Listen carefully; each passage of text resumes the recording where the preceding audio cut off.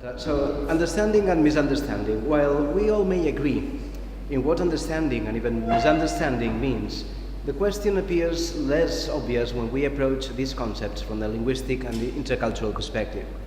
Generally, common view is that despite local differences, things and ideas are alike across cultures, and that two-way relationship of equivalence exists, and it's out there, ready for the dictionary makers to give it to us in the form of perfectly paired lists of vocabulary items. We suppose that there exists a relationship of identity between things said in one language and another, which is neither dictionary pages or the workings by mobile applications or Google translators to clear the path of communication across cultures and peoples. Butter is mantequilla and is burro and is zubda. You is tu or anta or anata. Liberal is liberal or liberale or mutaharrid in Arabic or jiyu shugisha in Japanese. God is Dios or Allah or Kami-sama. Translation studies have been exploring these problems since their inception in the mid-60s. And the students of translation soon learn that there is no such thing as a direct correspondence between concepts. In a famous example by Susan Basnet, butter turns out not to be the same as Italian burro or Spanish mantequilla, because connotations in British and Italian culture dress these words with a vest of meanings that simply are not to be found in the other culture. In Italy, as in Spain, many of the positive meanings of the physical entity we call butter in English are to be found related to olive oil and are simply inexistent.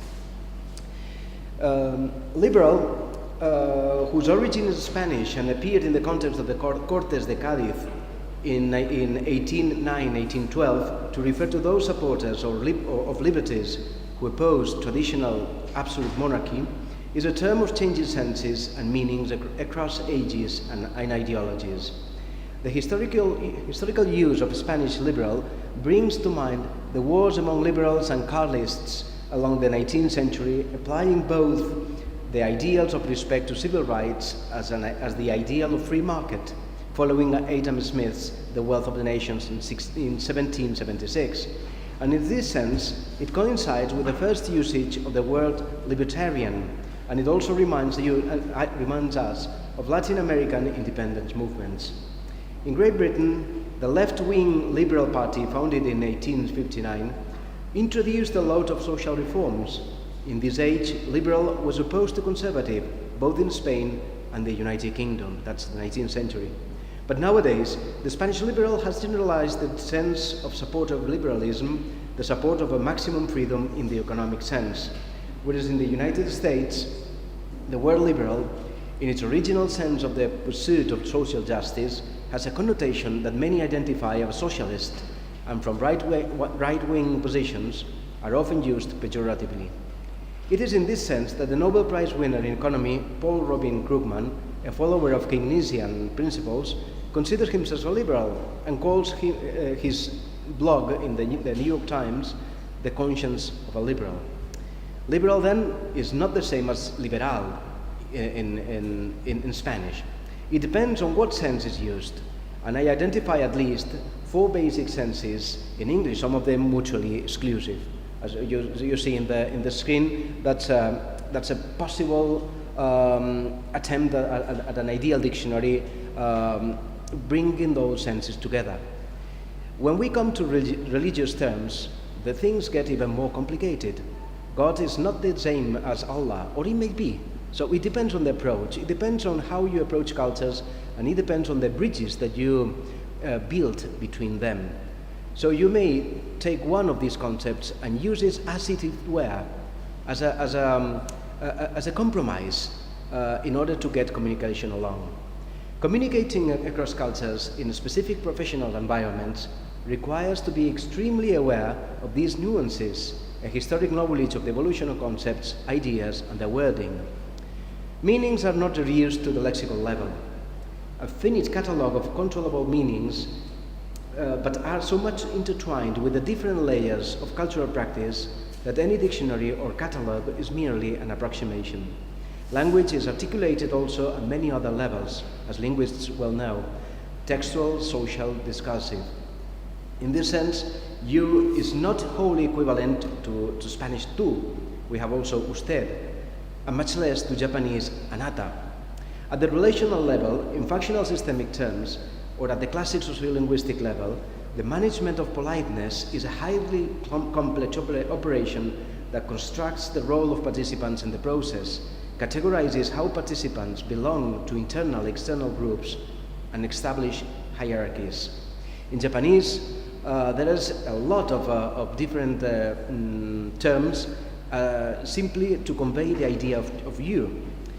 There is an special suffixation, san, sama, more polite, kun, indicating inferiority, chan, indicating a high degree of familiarity or affection. There are different words ranging in familiarity and used according to status, anata, anata, anta, kimi, omae, kisama, timi, onore, gender or historical register, onushi, otaku, and finally a complex system of different verbs and expressions used according to the respective position among actors. The so-called respectuous language, sonkeigo, humble language, kenjogo, and polite language, deinengo. So that the concept to eat, for example, has 4 different ways of expression depending on the relationship between participants in the communicative act. Meshigarimas, which is respectuous, tabemas, formal, taberu, informal, itadakimasu, humble. So, if you are to convey the sense of you, and I am having an interaction with you, I will need to have all these interactions in mind. I will need to have all these hierarchies and all these positions in mind. And I think that Korean language is even more complicated than Japanese. So misunderstanding is probably the most easy thing to face when we are dealing with intercultural communication. We are not catalogs as walking dictionaries, those who know languages. No, misunderstanding is there, and it is a complex notion. From the usual cognitive standpoint, misunderstanding occurs when there is a fault in the psycholinguistic processes of decodification of the initial fuzzy set of data. In any political situation, meanings are derived from the social, political, and interpersonal circumstances in which actors are immersed.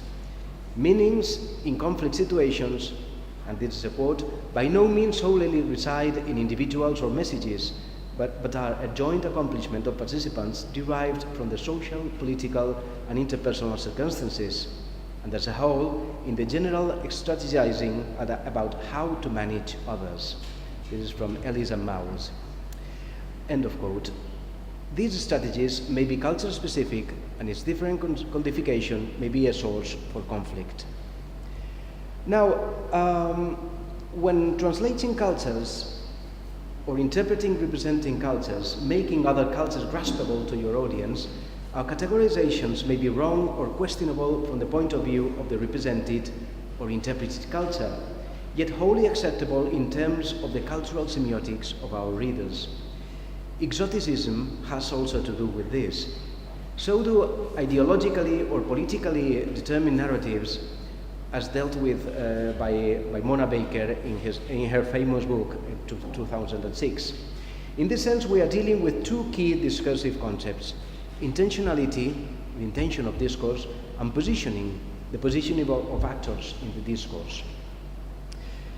But positioning is always related to ideology and the way the other is ideologically constructed. It may be useful to consider how we construct the other.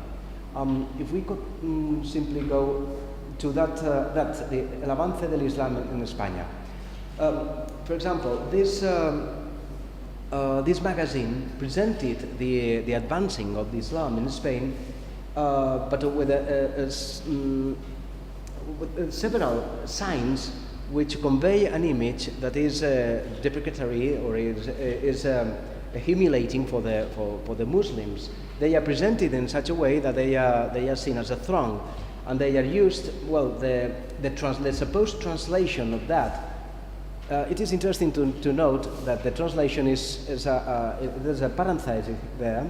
So the original seems to be the Arabic, And then El avance del Islam en España seems to be a translation, like explaining the Arabic. Now, even the usage in Arabic there, the word is zahf.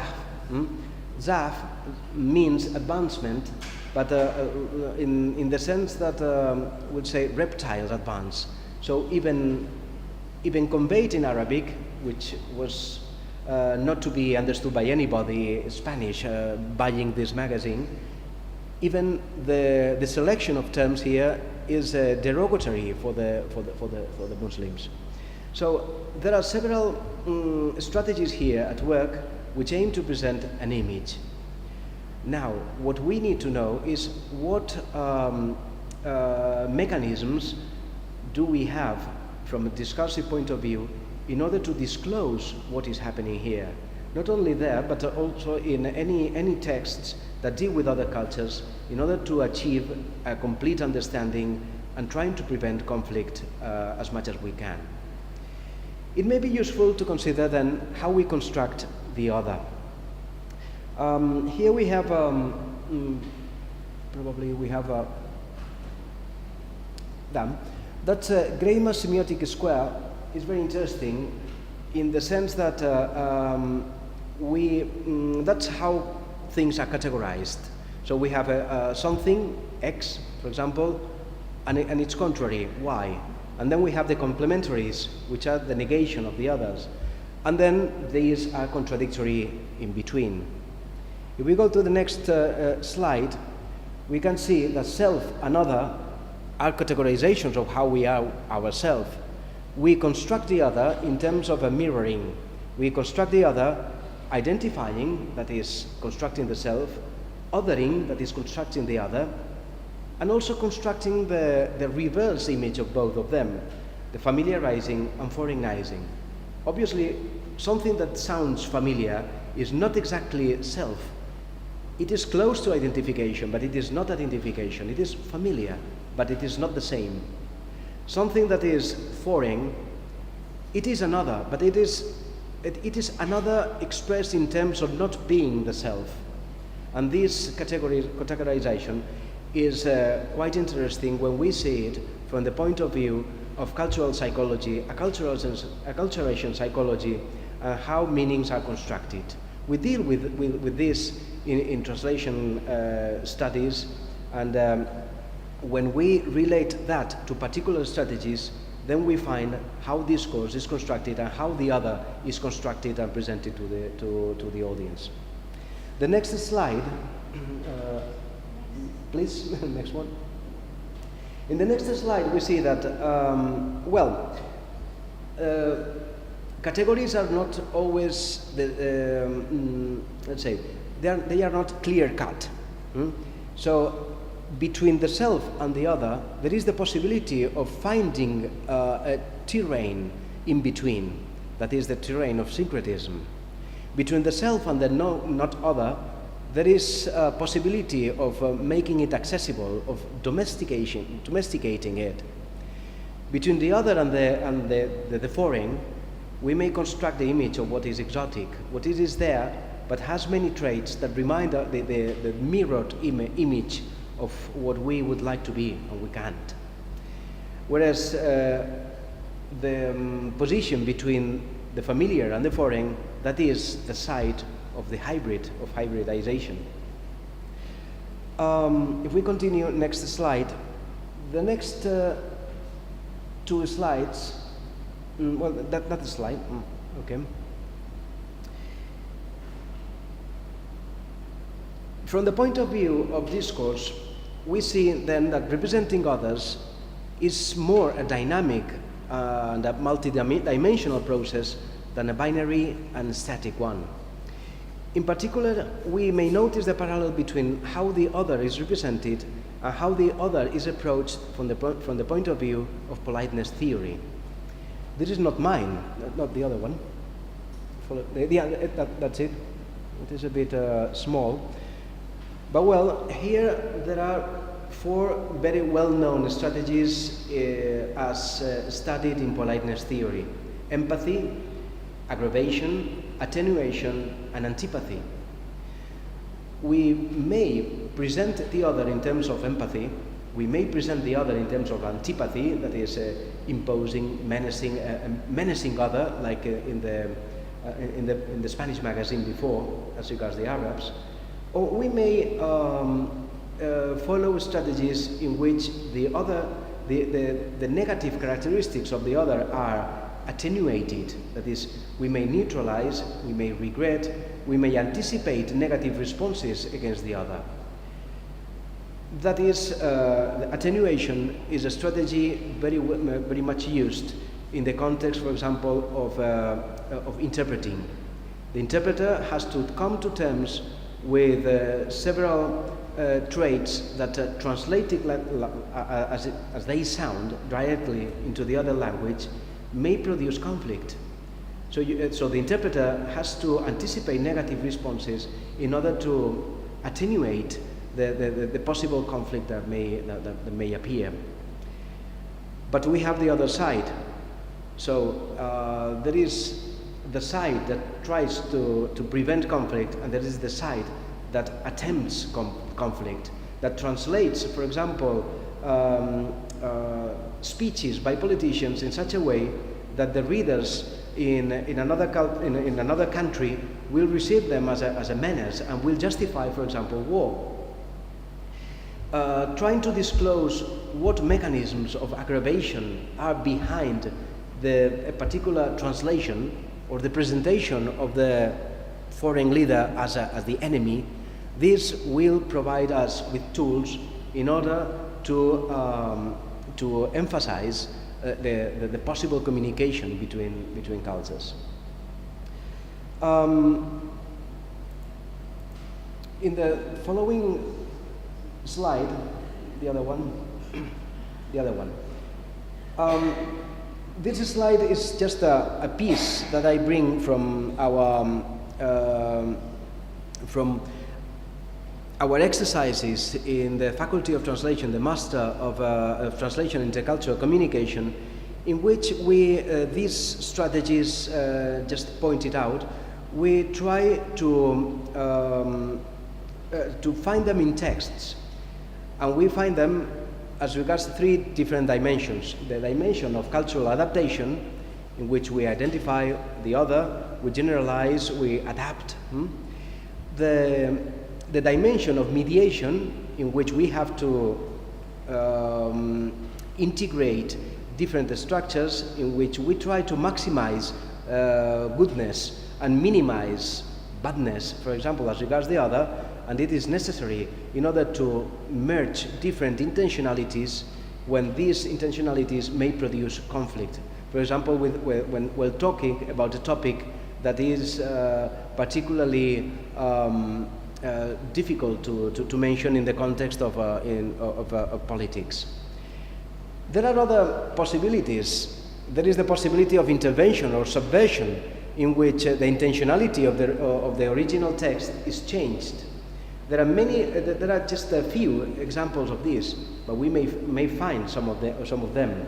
In the following slide, we have an example. Next one, please. This was a case in which the local festivity in Alcoy, it was a festivity of Moors and Christians, in which the people in the town, they dress up as Moors or Christians and simulate a battle.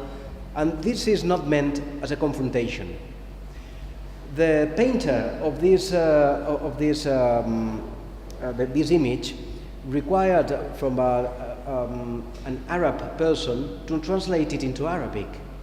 In the translation, the Arabic said not Muslims and Christians, but Muslims and Zionists. So this is a case in which the translator consciously produced an intervention, a subversion, which was meant to produce conflict and to make people aware of let's say, of the lack of appropriateness of this festivity in the context of a Christian and Muslim relationship. Well, this was just was in 2004. That was just a month or two after the bombings in Madrid. So the moment was specifically very difficult, and so people were very aware of possibilities of conflict. But this was minimized in the sense that the description was identified, the error or the subversion in the translation was identified, and everything was changed without people really noticing it, almost. But the objective is not subversion, but rather to reach an understanding of the foreign culture using foreign categories.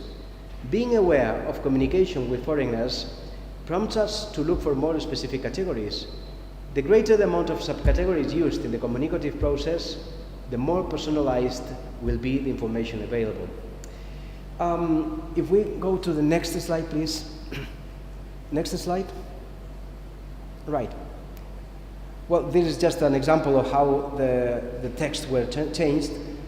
A plausible alternative, which may be a piece of cultural diplomacy, as it were, could be to translate it not as the festivity of Moors and Christians, which is conflictive in any case, but probably the festivity of the medieval peoples in honor of St. George, which would be rather less conflictive than the original. It was not done like that, but it would be a possibility provided that the narratives behind are identified. Communication is always a two-way process. In the event of gaining access to another's knowledge and negotiating ours, mutual accommodation is required so that a common ground is attained, involving the strategic acceptance by both parties. Awareness is a word that has cropped up in this conference in several instances. Next slide, please. However, the knowledge and negotiation cannot be possible unless the mediator has undertaken the analysis in the first place. What I mean is that intercultural competence needs critical competence. Since the world we see is determined by language, a critical approach that reveals how language is used and how the world is constructed through it is essential for intercultural dialogue. Thune van Dijk defined ideology as the process by which a group is constituted that shares certain assumptions, and this group is defined maximizing the positive aspects of the own group, minimizing the positive aspects of the other group, maximizing the negative aspects of the other, and minimizing their positive ones. This also brings to mind Greimar's square. In fact, Greimar's was laying the foundations of how ideological framing is constructed. A critical competence for intercultural dialogue needs to take into account how this minimizing, maximizing is done through discourse, and on what grounds statements are accepted as fact. The disclosing of stereotypes and prejudices, the functioning of power by accreditation of categories, and the use of authorities underpinning what is said, and that most suspicious of all, the construction of consensus through strategies of common sense in persuasive discourse. It is understood that clearly, it comes as no surprise that common sense is related to the common, the universal, and the global. And in this line, we may ask, together with Maria Timotko or Africa Vidal, to what extent will cultural exchange be multidirectional in an age of globalization? And to what extent will asymmetries of power, resources, and technology mean that cultural exchange will become an euphemism for the acculturation of the West or the Western or dominant international standards of many peoples around the world who have thus far led their lives within local frameworks of knowledge, beliefs, and values. Mediating, translating, fostering interfaith dialogue, or understanding diverse political and economic discourses requires what the critical or conflict school of translation studies has been focusing on in the past years. Authors such as Mona Baker from Manchester University and Miriam Salamakar from Salford University aim to highlight how reality is constructed and conveyed through translation. In particular, Mona Baker, drawing from narrative theory, establishes several types of stories or narratives according to content and participants. Personal narratives, public narratives, shared by a community, disciplinary narratives that depend on a particular area of knowledge, and meta-narratives, powerful paradigms such as the idea of evolution, enlightenment, ecologism, globalization, and so forth. This was in a slide. A bit further on. That's it. Narratives share certain traits. They are temporal, inscribed in time and space. They are relational. Events don't make sense unless they are organized into a narrative. And they have causal organization. That's in the following slide, please. Excuse me? Yeah, next one, please. No, previous one, that's it. Narratives are also selective. Certain traits are selected to the detriment of others. And something is translated, but something is not translated because it doesn't accommodate the view of the translator. They are particular, they may be subsumed into a more general scheme, and they are subject to genre conventions, among other traits. An unresolved conflict may easily prompt the negative idea that there is some sort of incompatibility among the actors involved. But incompatibility has no ontological value. It is a consequence of two parties concluding there is no possibility of negotiation of a set of ideas, values, attitudes, or behavior. This has to do with the narratives that are being employed. Mediators or translators who deal with conflictive, often incompatible ideas in the interaction they take generally not need to accept or identify personally with the ideas they mediate or translate. It is therefore not uncommon that they may experience a paradoxical situation where they simultaneously accept, wholly or in part, seemingly mutually excluding positions from different cultural instances. Their response will be ambivalent in the event. To conclude, translation is intercultural and transcultural, but it is, all in all, a linguistic art. Whether we approach translation as a form of narrative, as argumentation, or as a piece of discourse, translation scholars must be aware of the linguistic mechanisms that lie behind the creation or dissolution of conflict, and the possibilities of creating, reproducing, downplaying, or modifying conflict in the translation process. Indeed, the book by Mona Baker constitutes a turning point, a whole new open door in translation theory, since for the first time it is attempted to provide an integrated model for approaching the ideological nature of translation. Any text has other texts, and their ideologies as source.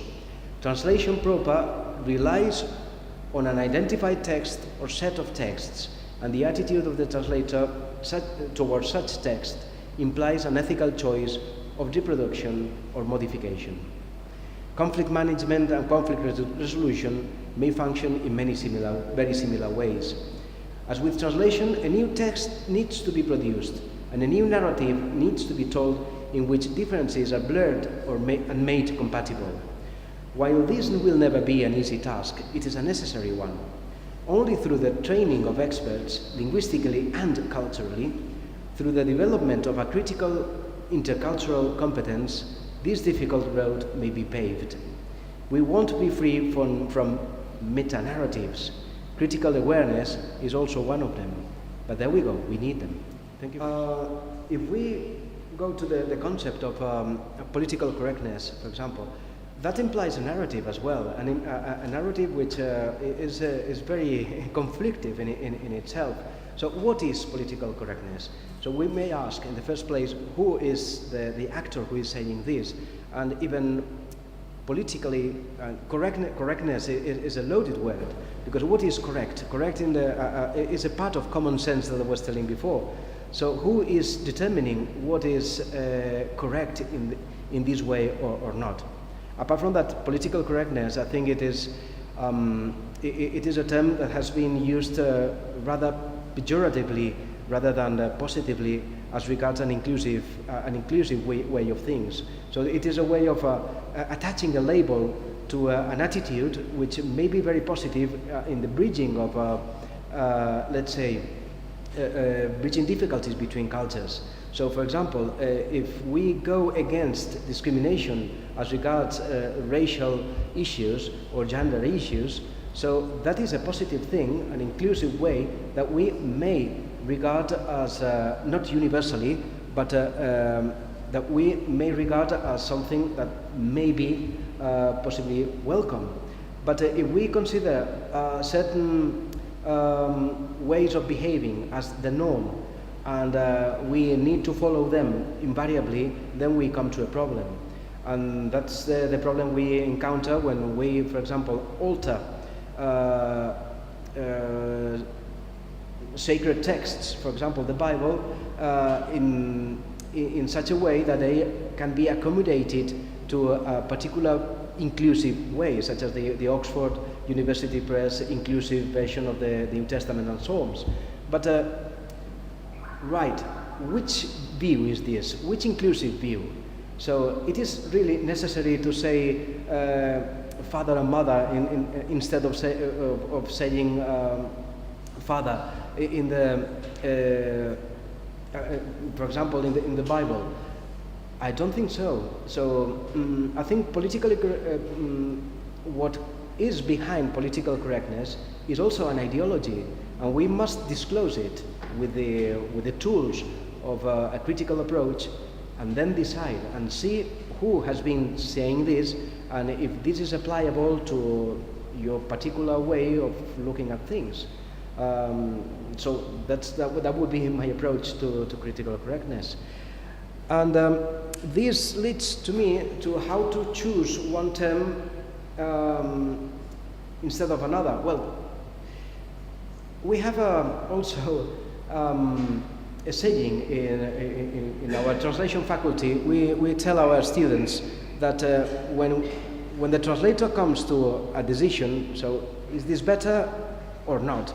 Should I do this or not? Should I write this instead of the other thing? We told our students to be Galician, to be Gallegos, because here in Spain we have the stereotype that Gallegos are always dealing between one and another, so they are always thinking of very many possibilities. So Galician people tend to say very often, it depends, depende. So they need to be always. So our students need to be Gallegos in this sense. They have to think about the different circumstances that are behind the usage of a particular term or any utterance, and say, well, it depends, because this is the safest way to approach language and to approach cultures. So as regards, for example, the translation of God, is it better to say God, to translate God in a Muslim context as Allah, or God, or what? So it depends. We need to be descriptive and not prescriptive and not normative, but we need to see what possibilities are. And I recall now the possibility that chose the translator into Catalan of the Quran from Arabic, the late Miquel de Pauza, a professor of Arabic studies at the University of Alicante, and he chose comprehensive translation. This was not a politically correct or an inclusive translation, or yes it was. It was inclusive, but not in the politically correct sense. It was inclusive in the sense that it tried to include as many meanings from the Islamic point of view and from the Islamic point of view of the let's say Islamic criticism as possible. So in this sense, when it comes to God, he would invariably translate Déu, that's God in Catalan, Déu, Allah. So you have both. So it was a way of transmitting that, okay, all right, it is the same God, because from a certain point of view, it is the same God, and we should consider that as Muslims do. So it is God. But from another point of view, it has a specific quality, and that specific quality would be lost if I say simply God. So I put a comma and say and repeat it and say Allah. So that is a possibility, and that is we don't have so many possibilities. That's a pity. The more culture specific the text, so the more information is needed, and so you may come across, well, as we call it, thick translations in which there is quite a lot of anthropological information or historical information or linguistic information. But then you have that, for example, Arabic is more accessible than Japanese. If you're translating Japanese, you come to the conclusion, and I am not able to translate Japanese, but I know people who translate Japanese, you come to the conclusion that you have to rewrite wholly the text, because paragraphs, if they are conveyed as they are like that, so with a sequence of events and with lots of things that are left unsaid, because Japanese is a language that has a lot of resources of elision, so many things are culturally elided. So if you transmit it like as it seems to be, so it is impossible to understand, or you will have many difficulties in understanding it, or you will have an strange idea of difference, exoticism that doesn't correspond. Arabic, more or less, it would be more or less in the middle. For example, translations from the Arabic Nights into Spanish, some of them tend to be very exotic and very difficult to understand from many points of view, even sociological, even ethical. Some others do not. So it depends on the translator, it depends also on the ethics of the translator. There are many meanings that are lost, and subtitling requires you simply don't have the possibility of providing that information. But movies are generally made having an audience that is wider than the local audience as well. But well, I remember, for example, the name of a famous movie by Yasujiro Ozu in 1963 was translated as the Taste of Sake, because the original was the Taste of Sanma. Sanma is a fish that is not found here, so and they say sake because everybody was drinking all the time in that movie. But well, you have a meaning that is not that was clearly not in the original. Yes, I think that you have a constant loss of information and a loss of cultural meanings that sometimes will be very welcome, very necessary in order to get to know better the other culture. Language is a tool to understand, and it is a tool by which cultures express themselves and construct themselves. But it would be also probably an error to think in cultures in holistic terms. So we need not to approach cultures as a whole that is there. So, for example, well, Japan is a culture, but even within Japan there are many different layers of cultures and many different cultures inside. The Arabic world is so huge and so wide that there are many difficulties in understanding each other, not only through language but also through culture, although there is an Islamic culture encompassing everything. We have those examples even with the Spanish. So sometimes it's more understandable a person from the United States or from the United Kingdom than somebody from Mexico, depending on the local culture that comes. So we have to. So I would agree with you, but I would also emphasize the local that needs to be taken into account in any attempt at intercultural diplomacy or even intercultural translation.